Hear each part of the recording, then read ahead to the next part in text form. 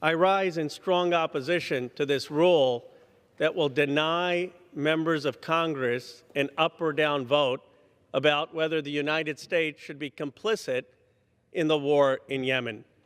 Let's be very clear. This is unprecedented. In American history, never has the Speaker of the House and the majority denied a member of Congress a vote on matters of war and peace. This is basically rendering ineffectual the War Powers Act. The War Powers Act was passed in a bipartisan fashion after Vietnam because our nation said never again are we going to make the mistake of Vietnam. We're going to make sure that if a member of Congress calls for a vote, that members of Congress have the Article 1, Section 8 responsibility to vote on matters of war and peace. And what the majority is saying, that if the President of the United States and the Speaker believe we should be in war, we should be in war. It doesn't matter what members of Congress think. That's what they are doing with this rule. Now, they are arguing that we are not complicit in the hostilities of Yemen to invoke the War Powers Act.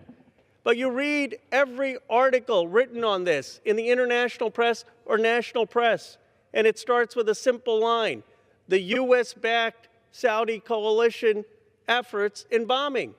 Of course we're complicit. Do you think people in Yemen don't think we're complicit?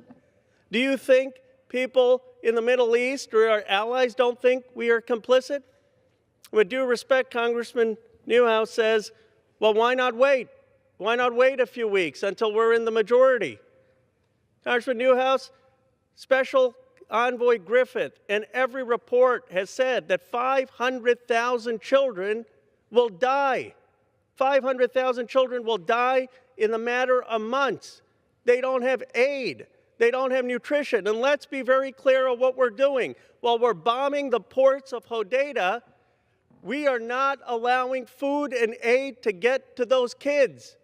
And when history is written, they're not going to say Jim McGovern did this, or Ro Khanna did this, or Newhouse did this. They're going to say, how did the Congress not allow a vote while hundreds of thousands of kids were not allowed food and medicine?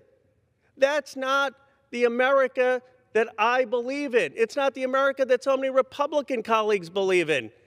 There's a reason that our founders gave Congress the power over war and peace, because we have to go and answer to our constituents. And I'll tell you something, there's not a single American who wouldn't want the violence to end and allow food and medicine to get to those kids who are going to face death if we do nothing. I plead with my Republican colleagues, please vote no on this resolution. Let's have a debate. Let's have a debate about the starvation and the killing going on there, and do the right thing for our Constitution and the world. I yield back the balance of my time. Gentleman's time's expired.